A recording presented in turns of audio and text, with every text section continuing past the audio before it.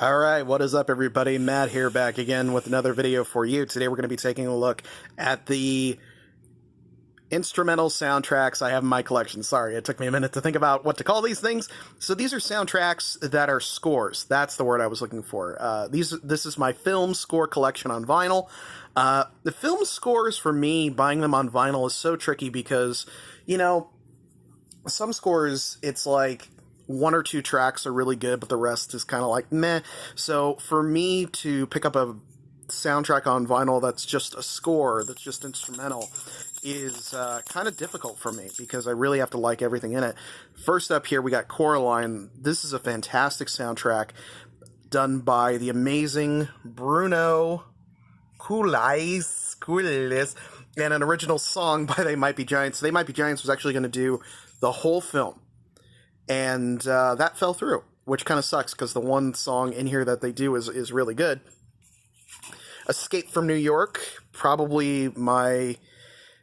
I don't want to say my favorite. Well, you know what? Yeah, it is my favorite John Carpenter score. I'm going to go ahead and say that. This one, really was happy when I found this one, especially because of the old school back to it. This is not a reprint. This is not a repressing. This is the original score, Escape from New York. Very cool. I also have the John Carpenter anthology. What he did with this was he went back and he redid some of his most famous film scores. And what I really like to do is whenever I'm playing the board game Pandemic, I love to put this on because it fits so well. But he redid a couple of wonderful tracks on here.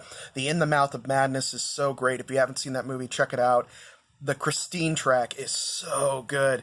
I really hope he does another one of these because this was just really, really well done. Very cool. I've already talked about this one in length, the Exorcist soundtrack. I actually found a copy of the original release yesterday, but I didn't pick it up because I have this one, which is way cooler. Go ahead and open this up. Ooh, very spooky with Reagan floating there. This soundtrack in particular, like I said it in my review of the entire thing, it's just incredibly terrifying, probably even more so than the film itself. Everything was working to make this film as scary as it could possibly be, and it's really well done in this particular piece. The Good, the Bad, and the Ugly. Such an incredible soundtrack and theme with obviously the main theme and then Ecstasy of Gold, which Ecstasy of Gold is played before every Metallica concert. So, you know, there you go. And in fact, when I saw them this last spring, they played footage from the film, which I thought was really cool too. But that's a great one. Jaws, I've talked about this one numerous times, but John Williams, probably... I mean, the man has done so much incredible work. I love almost everything he does. That's indie, by the way. He wants to check out the records, too. But this one is a great one. Who Framed Roger Rabbit? This is actually a new record I got a couple weeks ago. I love the music of Alan Silvestri. A lot of times I get him confused with the work of John Williams. I think a lot of people do. But his work here and in Back to the Future are so good. But I think this one wins out for me just by a little bit. This one incorporates so many great elements that were there in the Back to the Future films, but it also incorporates the jazz elements for the kind of film noir that they were doing with this. And yeah, I was lucky enough to find this. This actually came all the way from Germany. So yeah, very cool that I was able to find this. And I think Mondo just said they're doing a reissue of it. So whatever, shot myself on the foot on that one. So, but I don't know. Star Wars, everybody has this one on vinyl. This was the one from the original release from 77. So, but unfortunately my version didn't come with the poster. Another great John Williams track. Star Trek II, The Wrath of Khan. This is one by James Horner, who scored it like a pirate movie. That's what he said. Like a swashbuckling adventure. And it's very evident that that is the case. But what's interesting with this particular soundtrack is some of it you can actually hear in another film that James Horner did the music for, which was Aliens, James Cameron's Aliens. He cannibalized some of the score from this into that score. So if you listen very carefully, you can hear both. This is a great operatic, well, it's a space opera, so it has to have that that epic quality to it. Secret of NIMH, probably one of the coolest and most terrifying children's films ever made by the amazing Don Bluth. I would love to have a copy of Land Before Time as well. That would be a great double feature with this one. But yeah, this was one, no question. I was like, yeah, this one's mine.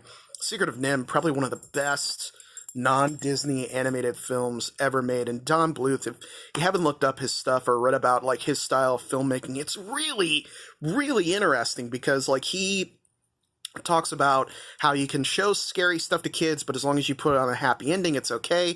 That's kind of a weird policy, but you know what? I'll take it. And yeah, so, and Secret of NIMH is just really an overlooked classic. Love that film. Raiders, this one here probably is my favorite John Williams piece that he did. This one is just an absolute classic, and I need the other two records. I'm always on the hunt for Temple of Doom and Last Crusade, but this one has all the cool themes and things like that. Very, very hip, very cool, from the coolest character ever, Indiana Jones. That's where this guy gets his name. That's why he's called Indy. So anyway, got a couple more here. This one I remember as a kid. I listened to this one a lot. This was obviously Thunderball from the 007 film of the same name. 007 always had great scores. Labyrinth, I've talked about this in length, but Trevor Jones, who does the instrumental pieces in this, are really cool because he incorporates some really great synthesizer tracks, much like John Carpenter. So if you're a fan of synth, I definitely recommend the Labyrinth soundtrack, on top of it being, you know, one of the best selections of David Bowie. It's a mad, mad, mad, mad, mad world. Yep, the Stanley Kramer epic by Ernest Gold. I mean, wow, this is probably the greatest film ever made. I mean, I can really say that it is just an incredible piece of work, and the music just fits it so well. And if you haven't seen it, it's a movie about people trying to find money buried under a big W. And they just go sailing right out there. So, yeah, there you go. But this is a great soundtrack, one I was very happy to have. Halloween 2, another great, I think this was John Carpenter as well. Let's see here. Yeah, this was, John Carpenter and Alan Howarth, who he also worked with on Escape from New York. Another great use of the themes and more great spooky synth. And this one is, I talked about this one on my colored vinyls video. That one actually glows in the dark. The Godfather, mwah, so good. Look what they did to my boy. You know, and if you're gonna get the Godfather scores, this is the one that you want, because at the time when the film came out, there were a lot of music made famous by the Godfather and the love theme from the Godfather. You don't want those. You want this one. This one is so cool, and it's got this really great trifold setup here with pictures from the movies. From the movie, sorry. It's so long, it feels like multiple movies. But yeah, this was just so cool. And the music really is its own character in the film. So great. And we have E.T., another great John Williams score here that really encapsulates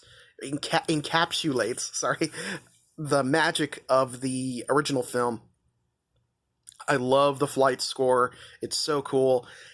And finally here we have Dune, which, trivia for you here, the music is done by Toto. Yeah, the same guys who did Africa did the music for Dune.